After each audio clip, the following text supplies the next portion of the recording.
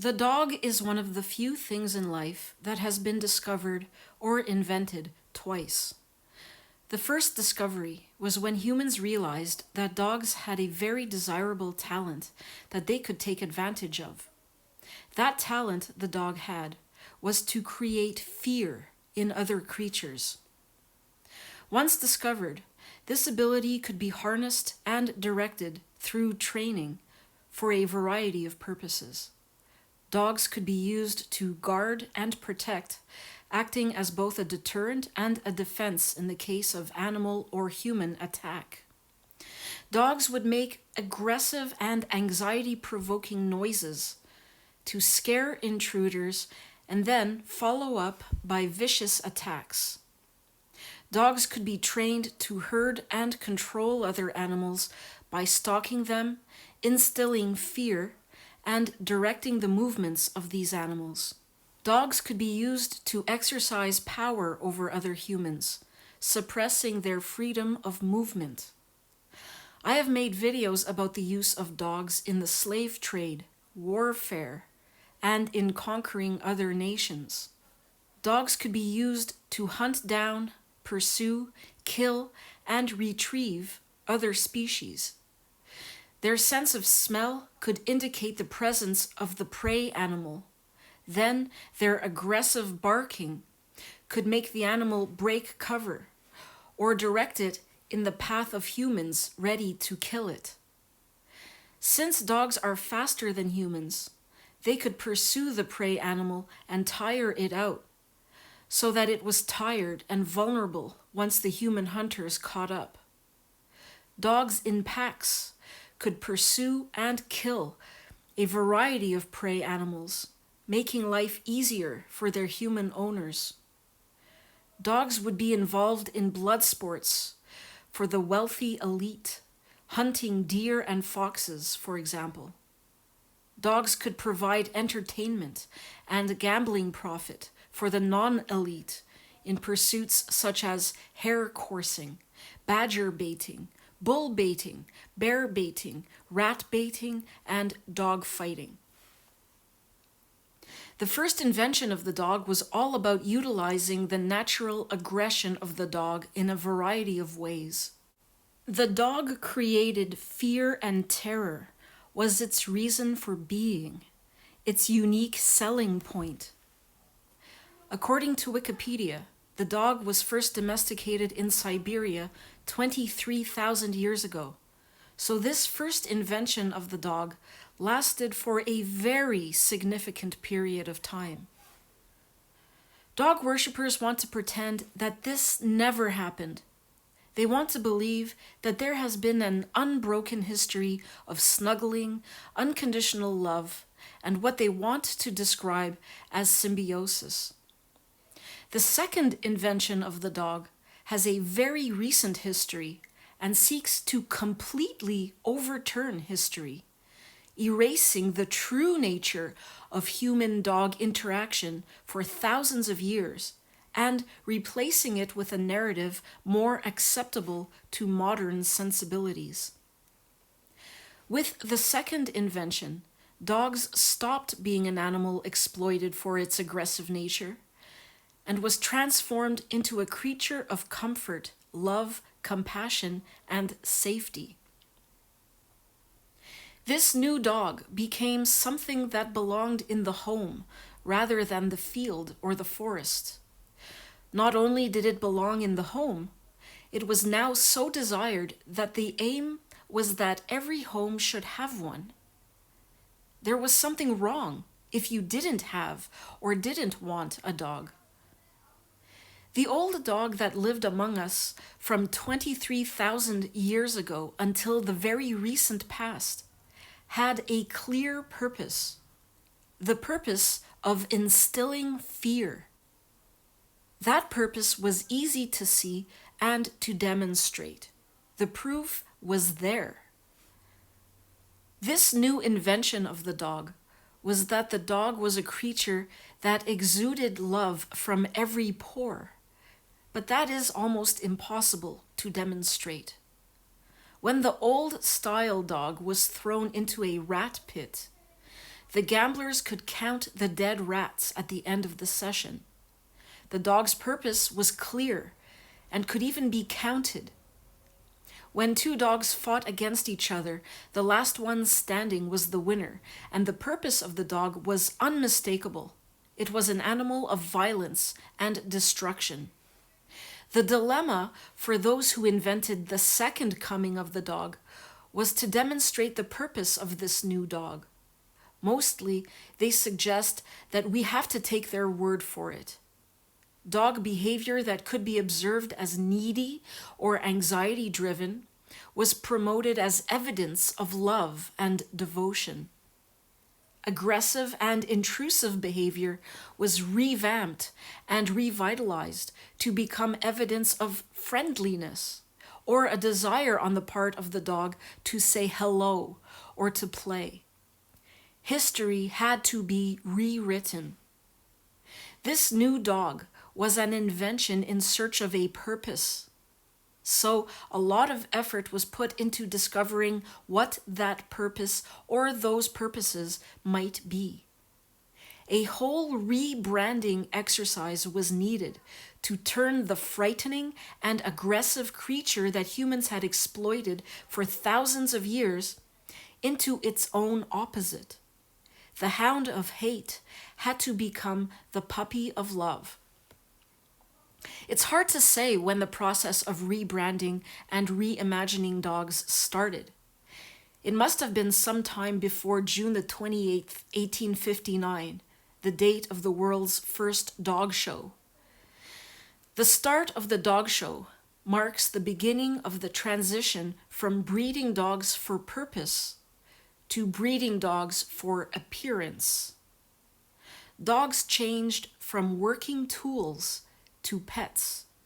They changed from possessions of hunters and farmers to being desired by everyone. We are now in a situation in which the number of dogs is overwhelming and they are present almost everywhere. It has taken us a long time to get where we are now, but the pace of development of dog Mark II has accelerated dramatically within the last 30 years or so. For most of the time, from the first dog show until the present, society was satisfied with the concept of the pet dog that had no particular purpose except for the amusement of the owner. In recent years, the dog has become a concept commodity with all sorts of beliefs and values attached to it. In order for it to become a commodity, it has to have added value. It can't be just a dog or just a pet. Claiming that the dog has certain attributes, powers, or personal qualities adds value and elevates the dog above mere animal. As time goes on, there is a kind of desperation attached to discovering new uses for the dog, for example, teaching children to read. Clearly, there is a very limited scope to develop the role of the dog as an educator, so there hasn't been much development in that area, although dog owners will often write that their dog has taught them so much, but then fail to follow up with any examples. The most fertile areas for adding value to dog ownership and giving it purpose are emotional, psychological, and medical. I have discussed the emotional claims for dogs many times. It is claimed that they can love unconditionally. They are friends to the friendless, companions to the lonely, and hope for the downtrodden. The psychological claims made for dogs include the ability to determine the mood of their owner and ease their burden, elevate their spirits, and calm their anxiety. The medical claims made include lowering blood pressure, promoting resistance to infection, and reducing sensitivity to allergens. This is very far from an exhaustive list, but it does give the impression that dogs are a new product that needs to be developed and promoted as much as and as quickly as possible. Part of that development and promotion is the development or creation of new uses for dogs. Dogs have become increasingly versatile in recent years.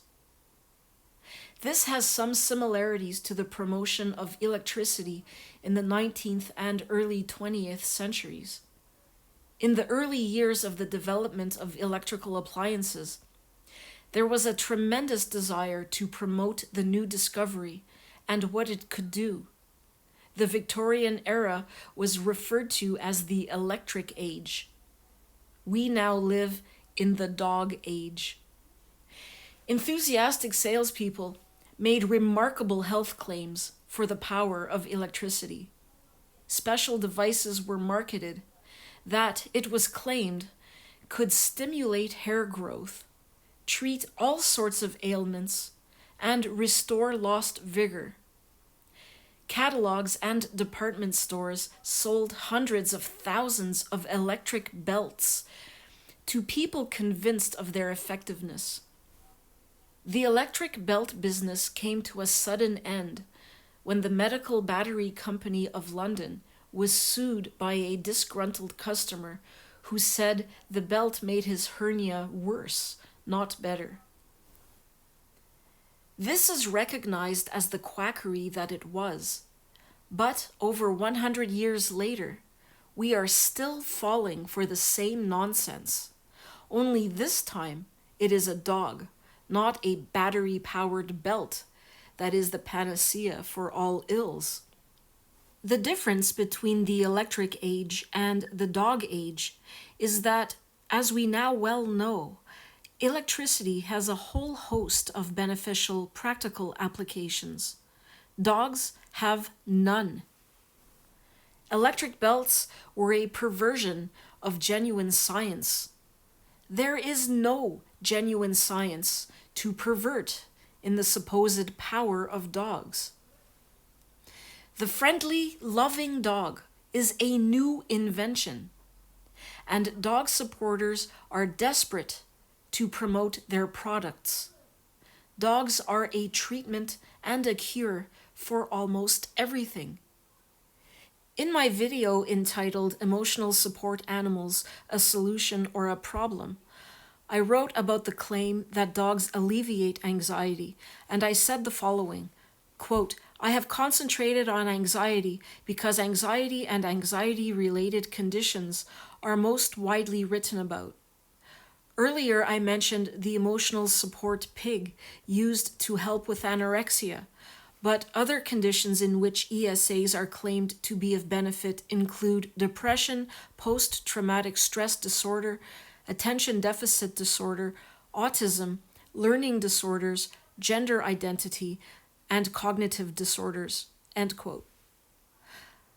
Recently, one of my viewers named "Have You Heard the Gospel of Xenoblade Chronicles?" suggested that I should make a video on dogs and autism. I asked for opinions and experiences in my community section and got a mixed response of comments. I read a number of pieces about the use of dogs with people who have autism and Asperger's syndrome. What I found was the usual reverse scientific method of starting with the invented theory first and then shoehorning any facts to fit. There was the usual generalizing from too few observations. Improvements were always attributed to the dogs without ruling out other possible reasons.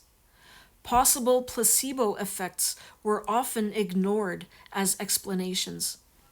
Control groups were either very small or non-existent. Self-reported statements were taken as if they were objective observations. There were references to specially trained service dogs, as if they were trained to carry out some kind of tasks specific to autism, when the training consisted of dampening down the natural tendencies of the dog towards aggression.